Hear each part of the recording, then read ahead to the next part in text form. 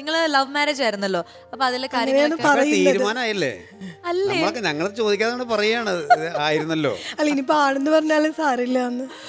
ഞാൻ എന്താ വിചാരിച്ചത്, നിങ്ങൾ എവിടെയോ സ്റ്റേജ് ഷോയിൽ ഒരുമിച്ച് ഇങ്ങനെ ട്രിപ്പ് പോയി. അവരെ എന്നെ പറയായിരിക്കും നല്ലത്. ട്രിപ്പ് അല്ല, പുറത്തല്ല, നാട്ടിൽ തന്നെയുള്ള പ്രോഗ്രാം. നവാസ്കയാണ് അത് ഇത് ഷോ ചെയ്തത്, ഡയറക്ടർ. ഷോ. അപ്പോൾ ഫസ്റ്റ് എൻ്റെ ഒരു രംഗപൂജ പോലെ ഒരു ഡാൻസ് ചെയ്തു. അത് കഴിഞ്ഞ് ഒരു പാട്ടുണ്ട്. അത് കഴിഞ്ഞാൽ ഉടനെ അടുത്ത സ്കിറ്റിന് കയറണം. അപ്പോൾ സ്കിറ്റാണ്. അപ്പോൾ ഞാൻ അതുവരെ സ്കിറ്റ് ചെയ്തിട്ടേ ഇല്ല.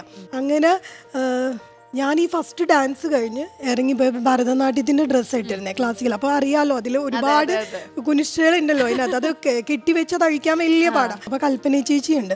അപ്പോൾ ചേച്ചിന് എന്ത് ചെയ്യുമ്പോൾ ഞാൻ ഒരു രക്ഷയില്ല. അങ്ങനെ പാട്ട് മൊത്തം കഴിഞ്ഞു.